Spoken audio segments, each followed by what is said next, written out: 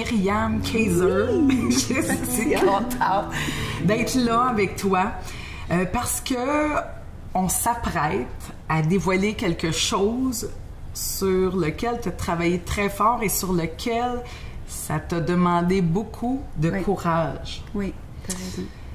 Là, écoute, tu as écrit un premier ouvrage, un deuxième ouvrage, et là, tu t'apprêtes à dévoiler un troisième ouvrage qui sortira en février. Oui, tout à fait.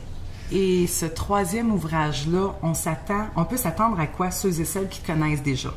Pour ceux qui me connaissent, c'est sûr que le premier ouvrage, c'est un ouvrage d'accompagnement pour les gens. Le deuxième, un petit peu plus léger, tranche de vie sur comment sortir de nos zones d'inconfort. Mais le troisième ouvrage, c'est vrai que ça me sort de ma zone d'inconfort à moi parce que c'est sur les 21 années de ma vie où j'ai été en captivité. Donc, c'est une biographie. Et effectivement, c'est quelque chose pour moi dévoiler ça. Je suis contente d'être ici avec toi pour faire ça parce que c'est l'aboutissement d'un très long processus.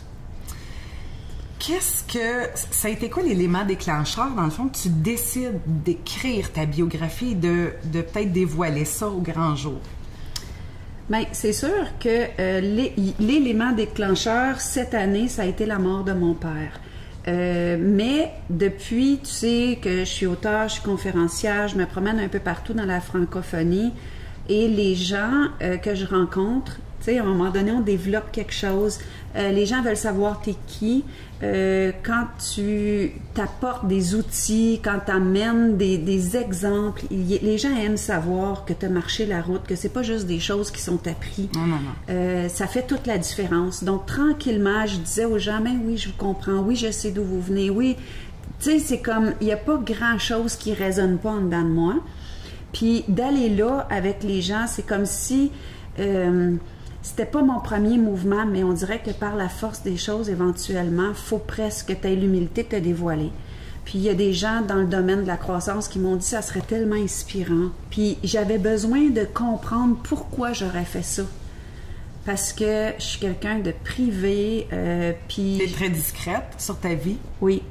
Puis j'ai besoin de garder cette zone justement d'intimité parce que justement ça c'est quelque chose qui a fait partie de mes épreuves de vie, qu'on a pillé beaucoup cet espace privé-là où j'ai manqué d'intimité, où j'ai manqué de moi avec moi.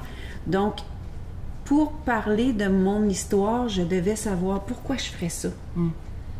Fallait que j'aie une intention qui soit plus grande que de raconter un drame de plus parce que, tu sais, des drames puis des films d'horreur, tout le monde peut s'en louer. Puis on est aussi une société qui est accro puis c'est jetable, hein? Tu sais, c'est comme... Puis en même temps, les gens veulent s'identifier à quelque chose. Ouais. Les gens, je pense, ont besoin... oui, ton histoire, elle est extrêmement difficile. Vraiment, là, j'étais la première vraiment assommée. Mais en même temps, j'aimerais ça te dire que ça va aider. Ça va aider à plein de gens dans ton entourage, je pense, premièrement, à comprendre peut-être comment, de tes agissements, peut-être de tes peurs. Oui. Parce que, toi, en lançant ce livre-là, là, Myriam, ça va faire sûrement comme une bombe. Est-ce que tu penses qu'il va y avoir des répercussions sur des gens que t'aimes? Bien, c'est sûr que ma famille, je suis barrée, là, de parler de qu'est-ce qui est arrivé dans ma vie. Donc, déjà, là? Même avant la sortie du livre? Bien, dès qu'on sait que je vais en parler. Tu sais, il y a des tabous autour de certaines histoires. Moi, c'est sûr que dans l'histoire, je dévoile pas les noms, je dévoile pas les lieux, mais il y a quand même beaucoup de choses qui sont maintenues secrètes et on veut que ça reste secret aussi. C'est un peu aussi de là que le titre a pris sa naissance. Que le titre? Le titre de mon livre, ça va s'appeler « Otage du silence ». Ça veut dire? Ça veut dire beaucoup de choses, oui. C'est ça. Puis on est otage du silence à cause qu'il y a des gens qu'on aime, à cause qu'il y a des lieux, des situations qu'on a aimées. de dévoiler des choses, c'est cette espèce de tiraillement entre protéger, tu sais, tout ce qu'on veut. Les gens qui nous ont fait mal dans la vie sont pas que des monstres. Non. OK? Les gens sont plus que ça. Puis de dire... Et on peut aimer les monstres. On peut aimer. Il y a des gens qu'on aime profondément. Puis de nommer, de dire, on joue avec toutes nos émotions, avec qu'est-ce qu'on dit pas, jusqu'où on va. Puis c'est sûr que si la vérité nous rend libres, il y a un processus pour arriver à ça. Puis oui, c'est sûr que ça va créer des remous. Ça va créer des remous pour moi, pour mes proches, pour le lieu qui m'ont fait vivre ces choses-là. Les médias, c'est sûr que, écoute, c'est du bonbon pour eux autres. Donc, les médias, il y a une crainte associée à ça. Parce que moi, j'ai mis mon intention. J'ai des objectifs qui sont les miens et une ligne que j'ai tenté de garder en me dévoilant. Mais en même temps, une fois que tu envoies ça dans le public, on va en faire ce qu'on veut. Donc, j'ai à jongler avec avec tout ça. Je voulais savoir, Myriam, avec ce livre-là, pendant la période d'écriture, à quoi, qu'est-ce qui est ressorti, mettons, comme fierté? Est-ce que tu as été capable de prendre du recul par rapport à tout ce que tu as traversé pendant, tu sais, c'est plus de 20 ans, tu as été en captivité quand même. Est-ce que tu es capable de prendre du recul sur ton cheminement puis de dire, je suis fière d'être là encore? Mais c'est sûr que le filon que j'ai essayé de garder pendant le livre, c'est de voir ça a été quoi mes mécanismes de résilience. C'est quoi qui, pour la petite fille que j'ai été, qui m'a permis de me tenir debout, puis pour moi, ça a été ma quête de lien. Je suis une fille qui aime aimer, qui aime être en relation. J'ai cherché la relation avec ma famille que j'ai perdue, j'ai cherché les relations. Mes liens étaient déchirés à mesure que j'essayais de les faire, puis ça m'a un peu frappée de moi-même, de l'enfant que j'ai été, tu sais. Quand tu parles de recul, l'adulte que je suis a regardé cette petite fille-là, puis j'ai fait crime pas qu'elle comprenait pas, mais tu sais qu'elle voulait toujours rester en lien. Ça m'a un peu sonné, je dirais. Puis ça m'a émue. Ça m'a émue aussi parce que y a d'autres gens de mon entourage qui, eux, se sont laissés casser, là, tu sais, puis qu'on les a eus. Donc, je pense que cette quête de lien-là a été quelque chose que je possédais vraiment profondément en dedans de moi. Puis c'était quoi donc l'autre partie de ta question, tu disais? Oui, mais c'est ça, qu'est-ce qui te rendait fière? Tu sais, t'es capable de prendre du recul, d'être fière. Bien, la fierté, c'est quelque chose que je peux éprouver dans le jour après jour, parce que quand on a des histoires d'enfance aussi souffrantes, aussi difficiles, les séquelles sont sur toute une vie. Tu sais, les pertes, les manques, les trous, tu sais, il y a des choses qui sont pas réparables, comme la perte de la famille, tout ça, c'est pas réparable. Mais, donc, c'est dans le jour après jour après jour que quand je réussis à voir que j'ai mis des outils en place, qu'il y a des choses qui fonctionnent, que je réussis à être sereine, que j'ai retrouvé ma capacité d'émerveillement, parce que pour moi, ça a été vraiment un processus. Que j'arrive à rebondir plus vite quand il y a des épreuves, c'est là où je me dis, ben oui, je suis fière du départ. Tu sais, quand je regarde du départ, oui, je suis fière de ça.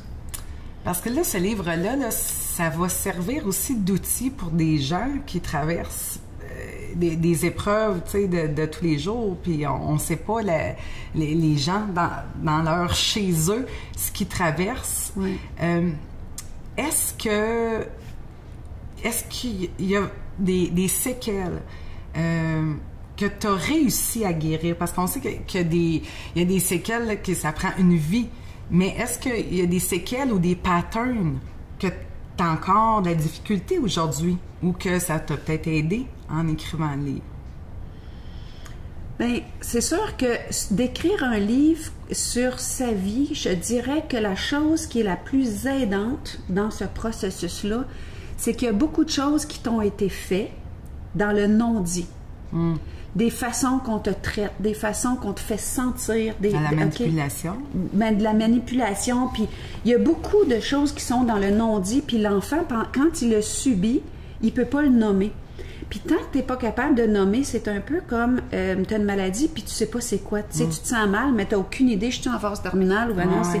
Puis de mettre des mots sur ce qui t'est arrivé, ben ça l'image que je vais... C'est comme de mettre une poignée après sa valise. C'est plus facile à transporter. Tu sais où tu t'en vas. Donc, quand tu écris, ben il y a des moments où tu es face à un mur puis tu sais pas trop quoi dire parce que tu n'es pas capable de le nommer. Donc, le processus de retourner te sentir, de rester connecté avec ce senti-là et que ce senti-là finisse par émerger pour se dire dans des mots, ça, c'est du pouvoir. Et moi, ma biographie, j'avais commencé à l'écrire dans les années 90. Donc, il y a à peu près 20 ans. Ça fait longtemps. Puis c'est là où j'ai vraiment le point tournant dans ma vie personnelle que j'ai passé de l'enfant, la jeune femme qui était victime, à l'adulte qui a été capable tranquillement de reprendre son pouvoir. Ça a été au travers de ce processus de mettre des mots sur les non-dits. Là, c'est sûr que ça avait été fait pour le plaisir, puis ça a été mis de côté. Puis quand j'ai récupéré ça, puis que là, j'ai écrit vraiment la bio qui va sortir, j'ai vu que ce processus d'avoir mis des mots m'avait amené à de plus en plus de pouvoir, puis ça m'a remis en contact avec la fille verbomoteur que j'étais et que j'avais perdue. Parce que j'avais perdu ma capacité de m'exprimer. J'étais plus expressive. Ça, c'était une des conséquences, dans le fond, de ce que tu avais vécu, oui. Mais oui, parce que... Puis je suis pas seule. Tu sais, les gens qui nous écoutent, il y a beaucoup de gens qui n'ont pas pu se dire, qui n'ont pas pu être. C'était, tu sais, tais-toi, on veut pas t'entendre. Puis il y a des lieux où est-ce que c'est peut-être pas parce que tu peux pas dire, mais il n'y a pas d'oreille pour t'entendre, puis il n'y a pas de cœur pour te recevoir non plus. Donc, tu sais... tu regardes, on le sait, hein? Ça fait partie de la façon dont on abuse les enfants. Mais là, moi, la question qui me vient en tête, tu sais, là, je t'imagine Myriam, petite, positivement, à quoi tu t'accroches? T'as quoi ta petite lumière, ta petite lanterne? Ma famille. Ma famille. Moi, ça a été ma famille tout le temps. Puis un jour, dans les dernières années, j'ai vu que ma famille me suivait pas dans ma démarche. Ce que moi j'avais eu comme espoir, comme moi c'était qu'un jour on soit réunis puis tout ça, puis j'ai vu que eux on avait réussi à les briser puis que eux ils portaient plus la même chose que moi. Puis ça a été, j'ai pas de mots encore, là je vais être émotive, tu sais, j'ai pas de mots pour dire ce que ça m'a fait, mais je pense que c'est arrivé à un moment donné dans ma vie où j'étais capable de me tenir debout. Donc la vie a l'air à savoir ce qu'elle fait. Puis c'est sûr que comme là, mon père est décédé cette année, puis j'ai été toute seule à son chevet. Donc là, je me suis... Puis, tu sais, ma bio, ça fait des années qu'on me demande de l'écrire, puis tu sais, je suis pas prête, puis comme je disais tantôt, j'ai les intentions, je savais pas pourquoi je ferais ça. Mais au moment où je me suis rendu compte que j'étais pas capable d'enterrer mon père, puis d'avoir une seule personne autour de moi, où est-ce que il y a personne qui m'a appelé pour me demander comment j'allais, je me suis dit, Myriam, il va falloir que tu fasses le deuil de ta famille. Puis, de ne pas écrire, une des raisons, c'était aussi de les protéger parce que, veux pas, leur histoire est imbriquée dans la mienne. Je voulais les protéger, puis je me suis dit, regarde, tu prives le monde de quelque chose peut-être de bien lumineux parce que tu protèges des gens qui ne te protègent pas puis qui ne sont pas là pour toi. Puis, même ça, j'aime pas dire ça parce que je veux pas que ça soit comme une vengeance parce que c'est pas ça non plus, mais j'ai comme abandonné ce rêve-là. C'est difficile de faire le deuil de sa propre famille. Oui. Est-ce que tu as vécu ça comme un double deuil? Tu vivais le deuil de ton père, puis le deuil aussi de te rendre compte, mettons, que tu peux pas compter sur ta famille? Oui, c'est sûr que ça a été dur, mais tu sais, c'était pas la première fois où je me rendais compte que, tu sais, dans les dernières années, j'ai eu il y a eu différents drames familiales qui m'ont amené à voir que moi et ma famille, on avait pris une tangente très différente. Puis ce que je suis, puis ce que je fais comme enseignante en pleine conscience, puis quelqu'un pour qui la pleine conscience est devenue ma religion, alors que eux, c'est beaucoup plus la croyance que la conscience qui est leur chemin. Donc, on est incompatibles. La conscience puis la croyance, c'est pas compatible. Donc, pour eux, je suis rejetable. Je suis jetable, c'est comme ça. C'est comme... Puis, ça demande beaucoup de courage d'assumer ça, effectivement. Mais ça fait partie de mon chemin. Oui. Puis, c'est certain que dans cette biographie-là, les gens là, qui ont vécu de l'abandon, là, dans tous les sens du terme, ça va parler beaucoup. Rejet, abandon, humiliation, mais passe les toutes, là, les grandes blessures, trahison, puis toutes les formes d'abus, parce que c'est ça qui, j'ai vécu toutes les formes d'abus possibles. Oui, tu disais ça, que, tu sais, pensez-le, imaginez-le, c'est à peu près tout arrivé. C'est arrivé, c'est ça.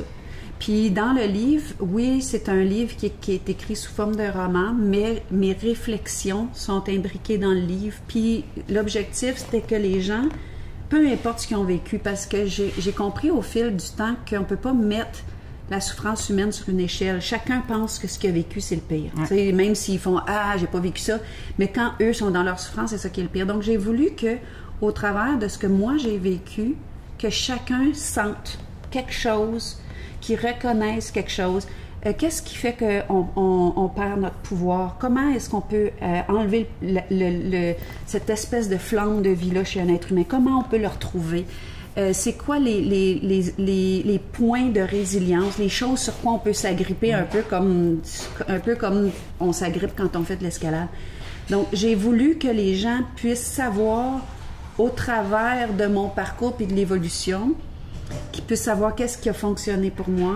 Je suis une enseignante, hein, donc je peux pas écrire sans... Les gens ont besoin, les gens qui ont souffert ont besoin d'entendre des histoires comme la tienne. Et je te disais, même si c'est difficile, puis même si pour toi, tu es rentré dans les détails, on a besoin de s'accrocher à des gens qui ont passé à travers ça pour dire, si elle est passée à travers ça, ben on peut passer à travers un paquet d'épreuves. Puis ça va servir d'outil. Tu parlais de résilience et il faut avoir une méchante résilience. Mais tu sais, justement, on parle de résilience. Il va y avoir une tournée de conférences qui va suivre ce livre-là. Et l'objectif de la conférence, c'est de parler c'est quoi qu'on fait pour se sortir du pire vers le meilleur. Puis, c'est sûr que la résilience, c'est quelque chose que souvent les gens vont voir comme un success story, mais c'est pas ça. C'est un rodéo beaucoup plus que... Tu sais, c'est pas un endroit où on arrive... C'est ça, c'est ça. C'est instant après instant, ça, c'est de la résilience. Mais c'est pas une place où est-ce qu'on arrive puis que c'est fait pour tout le temps. C'est vraiment pas ça. Donc, la tournée de conférences va s'adresser aux gens pour, oui, parler de ma vie. Je vais vraiment sortir de moi puis tranquillement trouver mon aise là-dedans. Parler de ma vie. Mais l'objectif, c'est que les gens se sentent qu'ils peuvent, comment on dit ça, se reconnaître puis trouver qu'est-ce qui peut fonctionner pour eux. Puis moi, je suis quelqu'un que je fais dans le concret. Donc, les outils que je vais apporter, c'est vraiment, vraiment dans le concret. Fait que Myriam, on est toujours dans le dévoilement de le 3e ouvrage, dans le fond, qui va sortir en février. Oui. Le titre de ton livre... Otage du silence. Qui parle beaucoup. C'est un livre, dans le fond, qui... C'est plus qu'une biographie. Oui. Tu disais c'est un récit aussi. C'est un récit de vie, mais il y a toujours mes réflexions au travers. Donc, l'objectif, c'est que je veux vraiment pas juste me raconter. Je veux qu'au travers de mes réflexions, que les gens comprennent qu'est-ce qui nous assujettit, c'est quoi la route insidieuse, glissante vers la perte de son pouvoir, vers la perte de qui on est, parce que il n'y a pas juste moi qui a vécu ça. Tu sais, il y a des gens qui vivent des vies qui semblent très ordinaires, qui vivent ça, la petite violence, on appelle ça de la violence ordinaire, qui est subtile, mais qui est là. Donc, je veux que les gens trouvent ces repères-là, je veux que les gens voient, je veux qu'ils... Tu sais, c'est pointé dans le livre. OK. Fait qu'ils vont... Les gens vont reconnaître un moment ou un autre dans le livre que, bon, OK, ça, je me reconnais dans ce passage-là. C'est ça. Là, t'es conférencière un peu partout. Oui. tu te promènes, écoute, où tu fais tes conférences? Bien, c'est sûr qu'avec le livre S'accompagner soi-même, on a fait beaucoup la francophonie. On est allé en Europe un mois, en Belgique, on est allé un peu partout au Québec. Mais c'est sûr, bon, puis il y a eu la mort de mon père qui a coupé un peu ça d'une façon abrupte. J'ai pas fait de tournée de conférences avec le deuxième livre, mais celui-là, il va avoir, on va organiser, puis il va avoir une liste de villes qui vont être dévoilées avec la sortie du livre. Et ça va, le titre de la conférence, il est pas encore coulé dans le béton, là, mais ça va s'enligner sur quelque chose comme un parcours de résilience pour que les gens sachent c'est quoi la résilience, c'est quoi les outils, puis comment est-ce que eux, dans leur vie, ils peuvent, d'une façon concrète, retrouver la joie. Parce que, tu sais, l'objectif de tout ça, c'est de vivre des vies qui, malgré ce qui nous est arrivé, malgré nos circonstances de départ, qu'on puisse trouver cet espace où on est serein quand même. Mais c'est ça qui est inspirant dans ton histoire, tu sais. Puis je veux dire que tu en as fait un métier, que tu enseignes aux gens comment traverser le pire, dans le fond, puis comment trouver des outils ou avoir peut-être trouvé la force à un moment donné de dire, ben non, j'ai le droit, je mérite le bonheur, je mérite d'exister.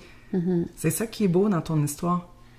Mais tu sais, c'est comme, t'essayes d'offrir le meilleur de toi, puis l'autre chose, c'est que tout ça, là, tu sais, quand on regarde toutes ces années-là, parce que moi, ça a duré 20 ans, mais 20 ans dans une vie, c'est beaucoup de temps. Mm-hmm. Puis, surtout quand c'est ta jeunesse qui est passée, puis tu peux pas juste laisser ça aller puis pas récupérer ça pour faire du bien. Tu sais, moi, je refuse le marasme, je refuse le lait. Je pense que c'est ça qu'on appelle... tu sais, quand tu transformes la matière brute en quelque chose de plus beau, tu sais, c'est un peu ça, c'est de transformer en quelque chose de beau. Faire pousser des fleurs sur un tas de merde. C'est ça l'image, tu sais. Ce qu'on appelle dans le langage chic et spirituel l'alchimie. L'alchimie, c'est ça. Mais là, il y a l'image parce que tout le monde a son train, son tas.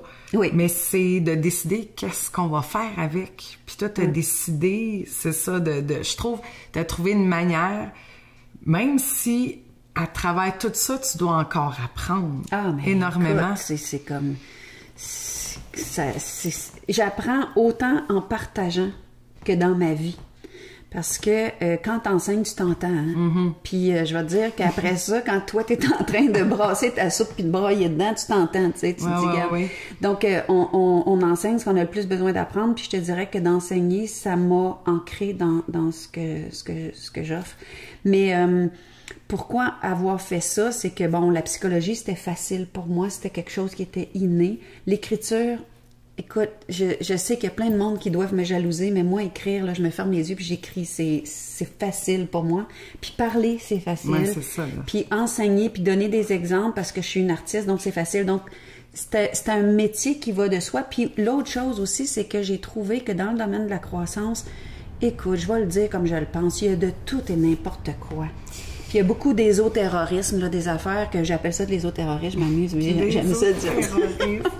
J'aime ça dire ça, mais tu sais, c'est comme, il y a beaucoup d'affaires qui sont wow, mais moi, je veux du l'applicable. Puis si c'est pas concret sur le plancher des vaches, ça m'intéresse pas. Donc, Non, c'est ça, là. Je veux dire, parce qu'à un moment donné, ça vient qu'on réentend là, à travers toutes ces belles pensées-là, ces belles théories-là, ça revient qu'on réentend les mêmes choses. Ouais. Mais comme tu dis, il faut que ça soit applicable. C'est ça. Puis vu que j'ai marché la route, ben je sais ce qui marche puis ce qui ne marche pas.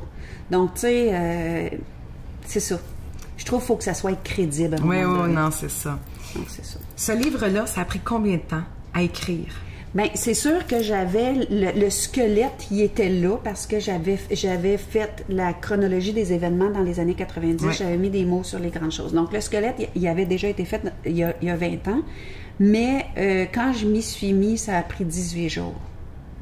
Parce que j'ai prié mon père, si ça existe, puis s'il m'entend, j'ai dit, papa, si t'es en arrière de ça, moi, je refusais de retourner dans l'état que ça me prenait pour écrire ça. Je refusais d'aller là, c'était trop souffrant, trop douloureux.